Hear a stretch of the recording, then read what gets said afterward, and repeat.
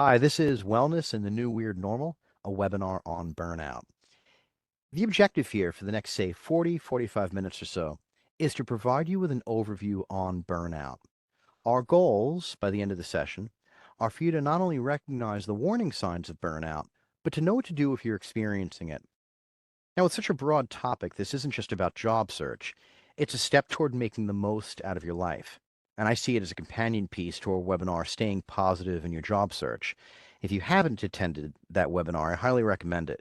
If you have attended, you will notice some overlap with the material here, and that's okay. Avoiding burnout, staying positive, you'll find that with mental health, repetition is key. Now, speaking of which, this session is not intended to be a substitute for actual therapy. I'm not a licensed therapist, nor is Mass Hire a therapist's office. If you or someone you know is suffering from depression, please seek professional help right away. In a few minutes, I'm going to put up a slide with the contact information for seeking that help. In the meantime, my name is Brendan Schneider. I created this webinar for Mass Hire Metro North Career Center Action for Boston Community Development. Please request permission of use and cite this as a source document if adapted or used as a handout of any type. So here's what we'll be covering today.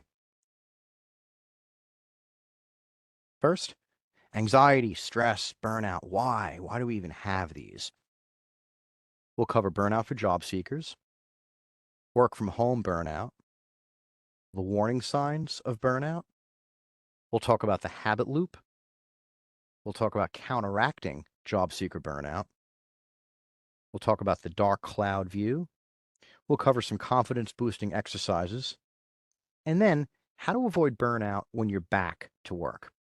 Now, take a good look at the picture on the right. A puzzle is an incredible metaphor for the world and how we all need to fit together. We are all pieces. Sometimes it feels like we're falling to pieces. Know that we all have bad puzzle days. Allow for that. Breathe. Allow it for the next person, too. Breathe. It's my hope that this webinar will help alleviate some of the stress that you have, that if you're experiencing burnout, what we're about to cover will help you put the pieces together, especially on those days when nothing seems to fit together.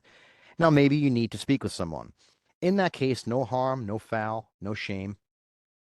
This is the contact information for Call to Talk.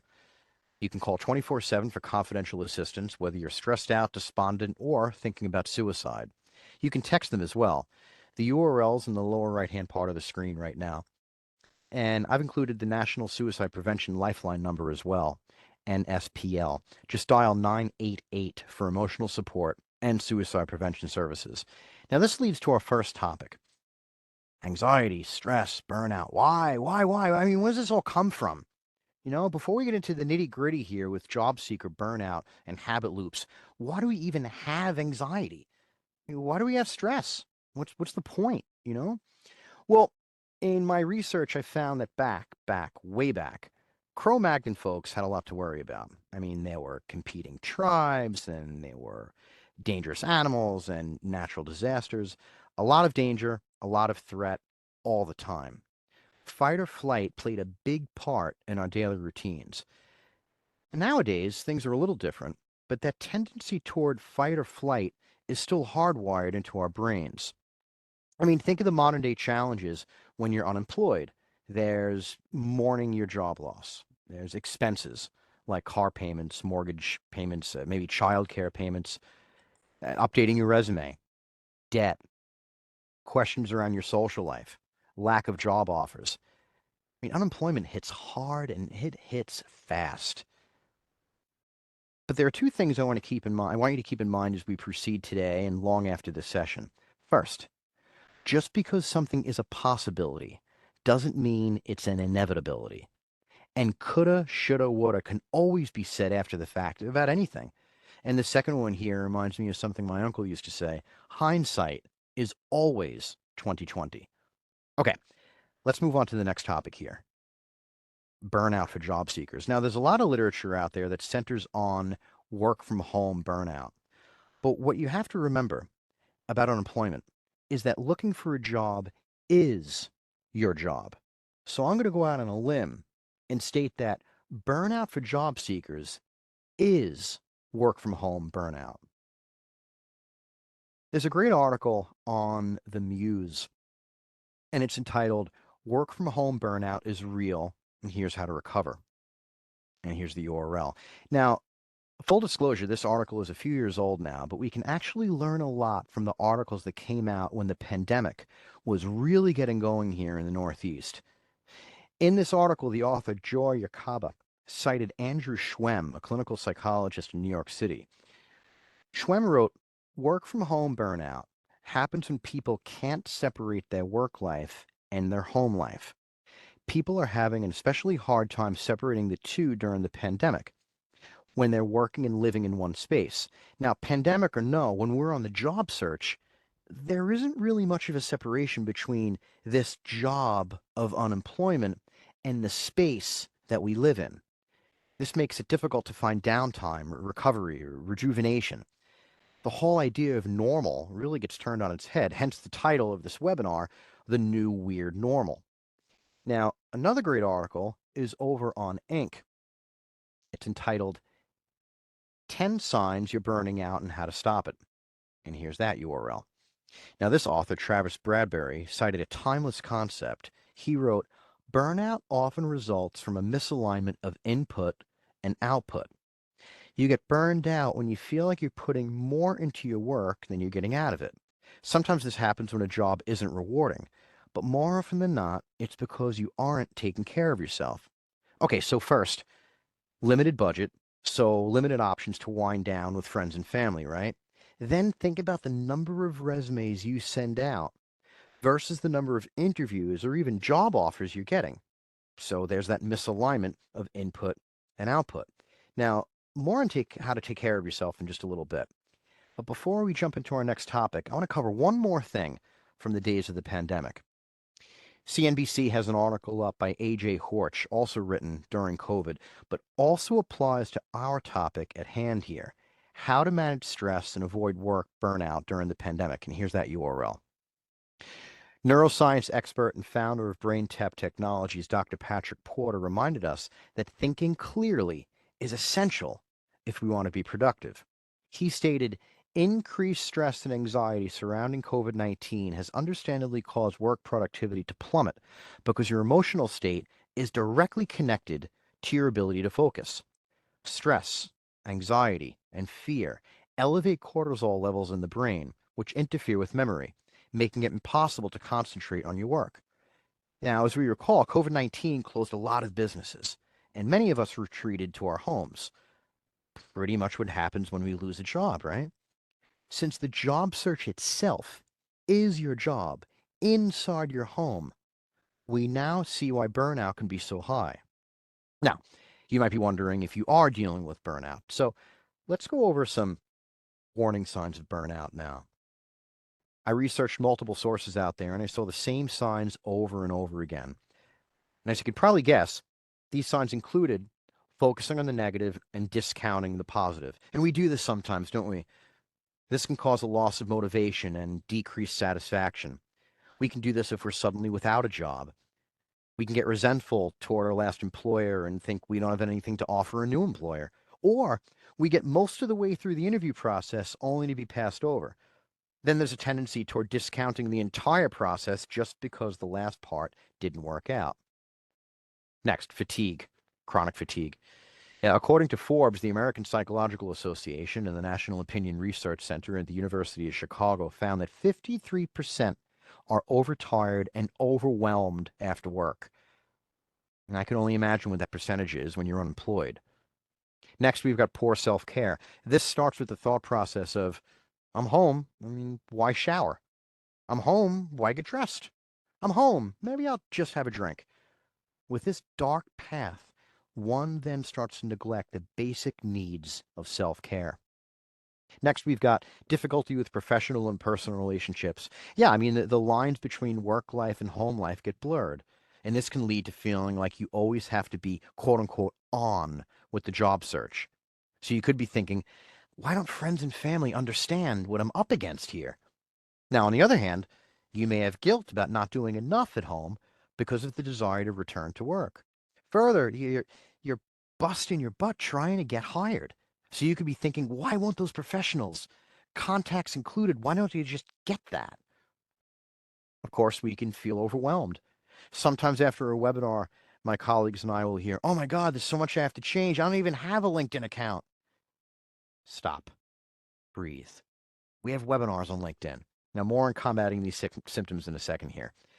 Next, of course, another sign of feeling drained, empty, or increased irritability. Again, if we're home with kids or partners, we could lash out, especially with that pressure of finding the right job in a timely fashion. And physical manifestations like backaches and headaches. Of course, there's loss of appetite. That could be insomnia or reclusivity, feelings of helplessness, loss of productivity, anxiety. Yeah, absolutely anxiety. Unemployment is certainly an anxious time. There could be strife, disagreement, often among family and friends. It could be a lack of confidence in thinking on the job search there's just no way out. Or sometimes just flat out confusion because there's so much conflicting information out there about how to best find a job. Depression, anger. With these last two, we've heard from job seekers who were happily employed for years, and now they're looking again, and the professional landscape is foreign. It's understandable to feel depressed and angry. There's social media now, resumes look different. Again, here's where mass hire career centers can come into play. Another sign is maladaptive behavior. There's a great article over on healthline.com about maladaptive behavior. Essentially, it's executing behaviors that are counterproductive toward adapting to new circumstances. So, avoidance, being passive aggressive, engaging in substance abuse, maladaptive daydreaming. And this slide here is in no way exhaustive. In my research, I actually found that much of what's on this slide right here is the result of habit. And that brings us to our next topic, the habit loop. I found reference to the habit loop in an article on CarrieMcAvoyPhD.com, How to Habit Loop Your Anxiety. Now, the writer, Kay Smith, basically says that we are our habits, that they have an effect on every aspect of our lives, and we're usually not even aware of it. In fact, habits are not that easy to change because they exist at a biological level and are encoded in our brain cells. Because the brain is like an onion, new learning develops on top of the old. You could never get rid of a habit. It's there encoded in your brain for good. I mean, let that sink in for a second. You can't get rid of a habit. New learning just develops on top of it. And we respond to our habits over and over again, hence this idea of a habit loop. Now, the habit loop looks like this. There's the cue, the routine, and the reward. In the article, Kay Smith uses smoking as an example. The cue was the time of the day, the routine was the smoke break itself, and the reward was the rush of the nicotine, and any anxiety that the smoker feels was neutralized. Now, in Mass Hire's webinars and workshops, we're always sharing how pivotal it is these days to network and to customize your resume and cover letter to the target position, the target organization, and the target industry. So the negative habit loop here in relation to the job search could be the cue would be the job posting.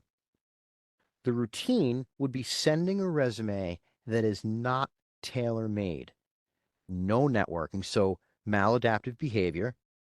And the reward could then be a justification to feel better when the organization doesn't follow up. Well, that organization doesn't know what it's talking about. Clearly, they didn't look at my resume, and I'm too busy for networking. So your brain's justification for not changing a thing, and rinse repeat for every job posting. Make sense? Now, when it's a negative habit loop, I find it easier to think of reward as outcome because of the positive connection that we have with this word reward. And again, we're talking negative here, not positive. The bottom line is that negative behavior begets a negative outcome. And because we are creatures of habit, we go around and around and around this negative loop of behavior and don't get anywhere. Or in this case, we don't get hired.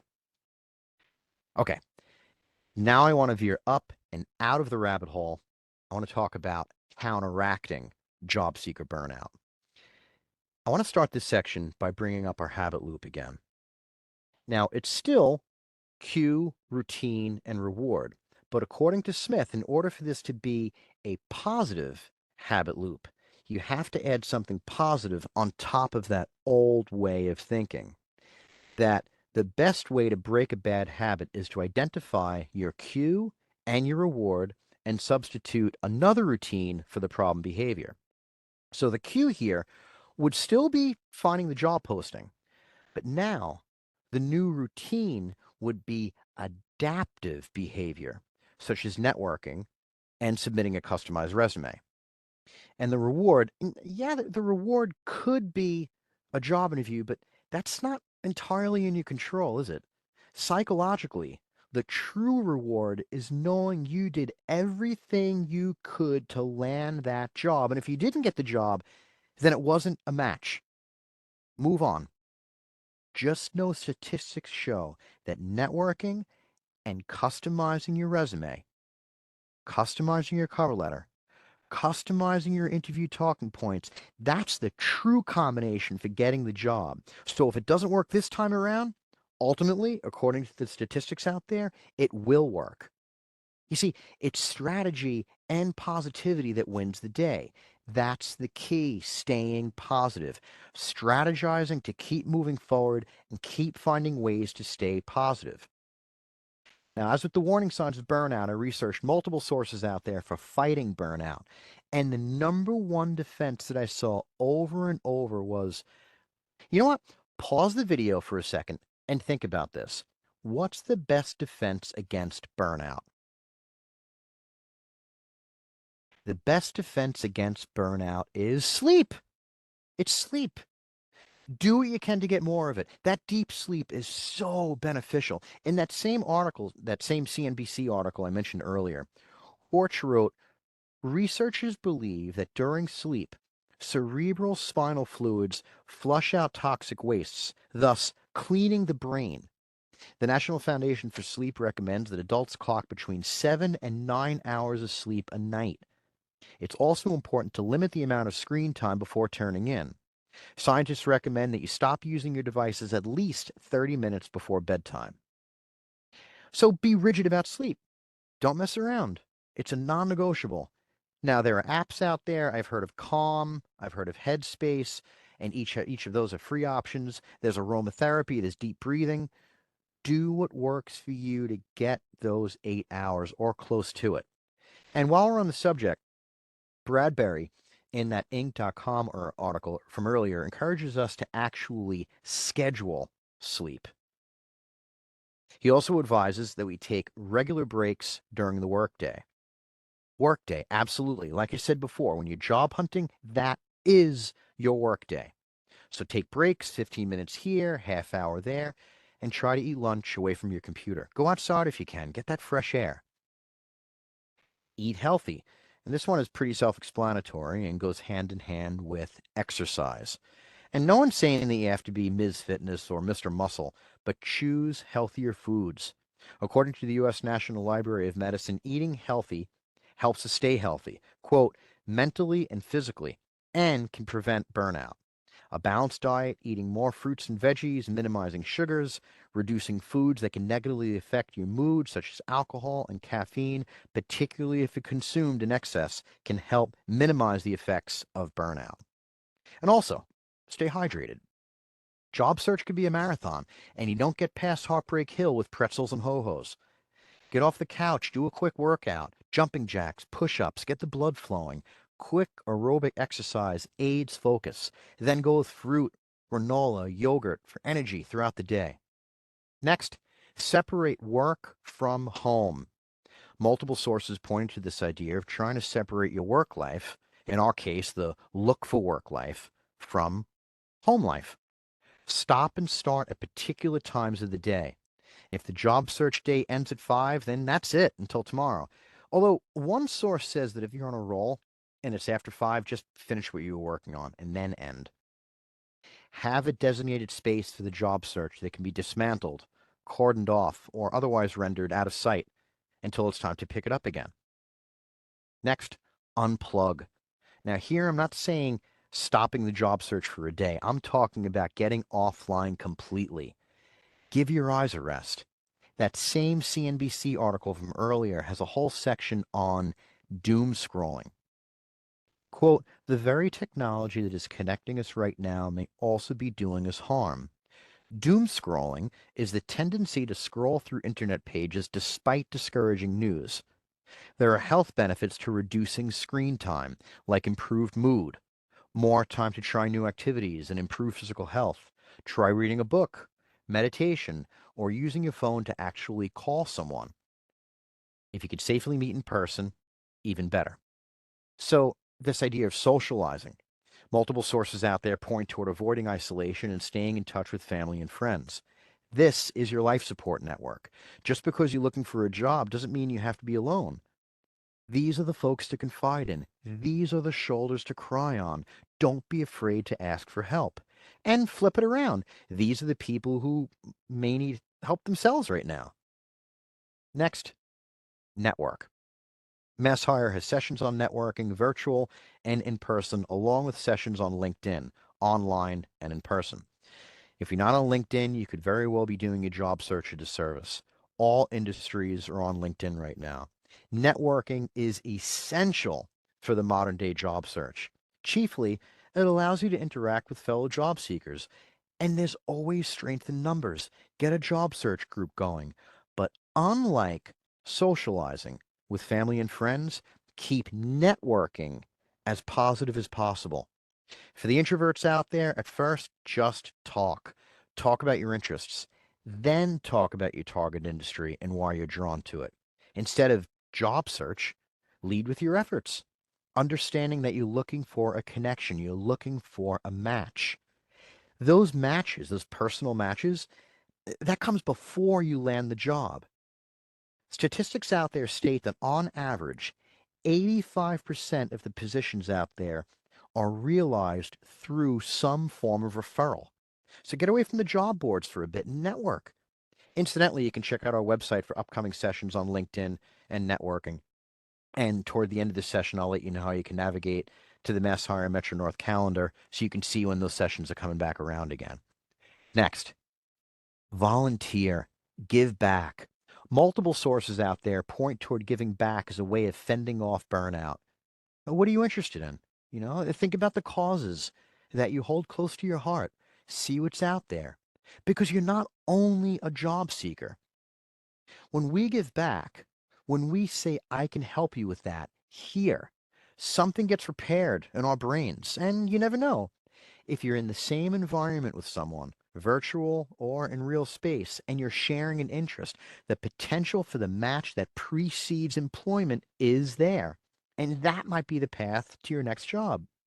Next, research. I can't underscore the importance of research enough.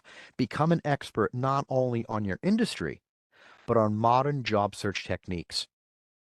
Next, get organized. When I was unemployed, I used Excel. I would have one sheet for all of the organizations I applied to, another sheet for all the job search sites that I used, another sheet for all of the recruiters or headhunters that I worked with, and the last sheet for any comments. This way, everything was in one spot and I can just go to it. If an organization contacted me about my resume, I can pull that organization up straight away, see what I sent to them. If a recruiter contacted me, I could see if I ever worked with that recruiting organization before. Again, staying organized. Next, mental wellness. Embrace this. Look into yoga, meditation. This centers your soul. There's a great book out there called Breath by Breath. Author's name is Larry Rosenberg. It's brilliant and accessible. You can find it, and it's got fantastic accessible steps to it. If you pray, pray, get it out there, then pray on letting it go. The next thing you can do is career assessment. People like to say that hiring is all about who you know, but to clarify, who you know may get you the interview, but who you are gets you the job. See this time of unemployment as a time to find yourself again. How could you make the most of this period in your life? Take a few career assessments, do a self-assessment, discover or rediscover what you like doing, and make out a list of what you don't want to do again professionally. Now, we have a few webinars and career assessment that you can find on our website's calendar, and you can also check out mynextmove.org. It's a fantastic resource for career assessment. The next thing you can do is find moments of joy. Once again, that CNBC article from earlier. Ingrid Fettel Lee is the author of Joyful, The Surprising Power of Ordinary Things to Create Extraordinary Happiness. And she claims that, quote, positive emotions tend to make you more open-minded, which ultimately help you think more creatively and productively. The next thing we can do is stay flexible. News about job search is changing all of the time. Take a breath, because it's going to change again. Know that the one constant here on earth is change. Stay focused, but be prepared to pivot. Next, yeah, this is a biggie. Avoid comparisons. Don't compare yourself to others, especially that imaginary person called everyone else. You know everyone else, right? Everyone else has a job. Everyone else is doing just fine. Everyone else has a family and a job that's all working in tandem. The truth is that everyone else is trying to figure this out too. And comparing yourself to anyone is a complete 180-degree turn from looking inward and seeing how you can better yourself. But the most important thing to do is not give up. I don't care how cliched it sounds. Don't give up. Say it with me. Don't give up. Don't give up. Unemployment is a truck stop, a professional way station along the road of life. You will move on. You will get back to work. The question is, how are you going to make the most of this period of being in between jobs, this period of unemployment? All of the things here on this slide will help you answer that. And it's about perspective, too. Now, I came up with something that I try to use, and I call it the dark cloud view. And here's how this works. Take a look at this picture. What do you see? The idea here is to change your perspective. We all see dark clouds, but those clouds aren't close enough yet to discern the patches of blue that are inevitably among those clouds and beyond them. We all see job search, but amid that dark cloud view, remember the patches of blue. The patches of blue here. Now, I know what you're thinking. Sure, easier said than done. Of course, everything is easier said than done. I'm not saying it's easy. I'm saying it's not impossible. To execute what we see here on screen, you'll need confidence. So let's talk about building up that confidence with some confidence boosting exercises. Entrepreneur Neil Patel has a good post in his blog called Boost Your Confidence with these 8 simple exercises. And here's that URL. He says something outstanding about confidence. Challenge your inner critic. Think of the times your inner mean voice was wrong. You need to recognize when you're being too hard on yourself and make an effort to correct that voice by saying, no, I can do this. And I think that's great advice. We can challenge that inner job search critic. Think of your career successes, your accomplishments from past jobs.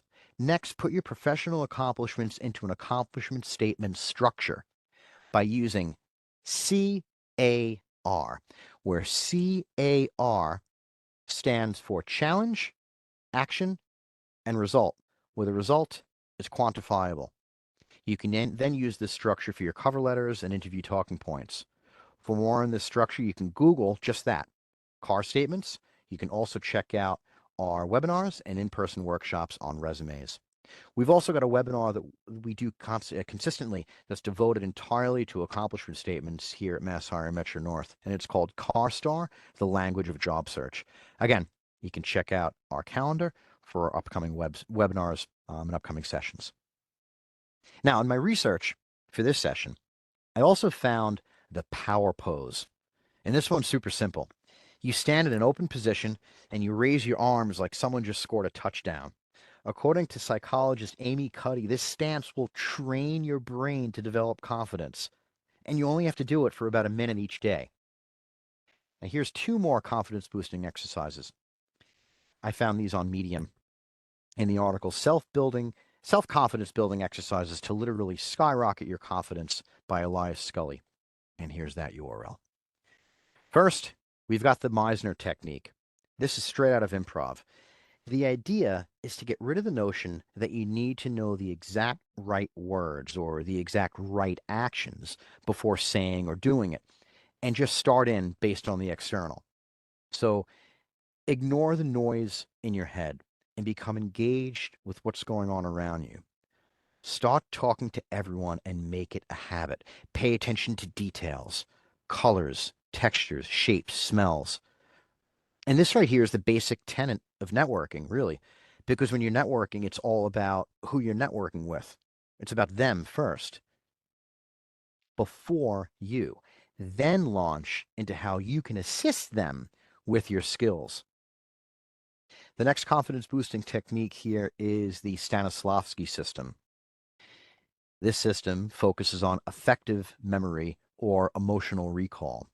This is where you try to bring to life the needed emotion by drawing on your memory. As a job seeker, try to think of the time you did rise to the challenge. Try to think of that person in your life, past or present, who embodied confidence. Draw from your recollection that sense of, yeah, I got through that, and this is how it felt. Then go on the interview. Then update your resume. Then network. Okay, our last topic today is avoiding burnout when you're back to work. Because you are going back. I don't know when, but it's going to happen. In addition to the steps for counteracting burnout that I indicated earlier, four main keys to avoiding back to work burnout kept coming up in my research. The first actually occurs during the application interview process, before you even enter the door. Research. Research for the match. Through networking and study, be as sure as you can that this organization is a target organization. Do you match their mission statement? You can check their website and you can check glassdoor.com for that. Is there commonality between you and who's already working there, especially your future supervisor and your future team? You can check out LinkedIn for that. Overall, is this organization a match for who you are and where you are headed professionally? Because the wrong job can cause burnout. So be as sure as you can. Next, challenge yourself with change. Pick up a new project or try to see an existing project from a different angle. In other words, how would a customer see it? How would someone with minimal education see it? Put yourself out there, collaborate, work with someone in a different department, become known as a collaborator. Remember, you control the referrals of tomorrow with what you're doing today. Next, when you're back to work, schedule regular meetings with your boss. Everyone gets busy. The workday just flies. Just make sure that you and your boss are meeting to talk about what's going on, any pressures you feel, ideas you have for future projects. 15 minutes here and 15 minutes there, it's not going to back up anyone's schedule. On the contrary, the conversation may actually streamline the schedule. And of course, take time off. When you get into the flow of things at work and things are moving along, it can actually be difficult to schedule time away. Do it anyway. It's never going to feel like the right time. Taking time away recharges your batteries and helps give a new perspective. And when you get a new perspective, you're driving the change instead of the change driving you, which is a major blow in the fight against burnout, feeling like you are in the driver's seat. Some final thoughts here before we wrap up. In my research, I saw a lot of great quotes that really encapsulate what we've been talking about here. And here are a few of my favorites. First, being grateful can reduce stress hormones in your body by 23%, says the Huffington Post. So say thank you and mean it. Next, knowing others is intelligence, knowing yourself is true wisdom, mastering others is strength, mastering yourself is true power. Next, financial value is not the same as human worth. Next, reality is not so much what happens to us. Rather, it is how we think about those events that create the reality we experience. In a very real sense, this means that we each create the reality in which we live. And this last one needs a whole slide. Grant me the serenity to accept the things I cannot change, courage to change the things I can, and wisdom to know the difference.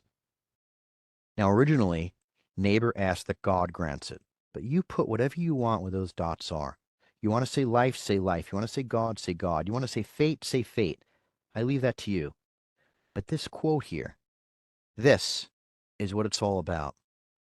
For the job search, pandemics, for life. Please join us for future sessions. You can go to masshiremncareers.com/events. Once there, you can access our calendar of virtual workshops, and if you need assistance, we've provided instructions for you as well. On behalf of all of us here at Mass Hire Metro North, thank you very much for watching. You can visit our website, lower right-hand bottom of the screen, www.masshiremncareers.com. Our resource page has links to some great sites out there. It also links to our YouTube channel, which has a lot of our job search and technology webinars pre-recorded. On screen, you can see a shot taken from the contact page of our website. Please contact us for assistance. Until then, I wish you maximum luck on your job search.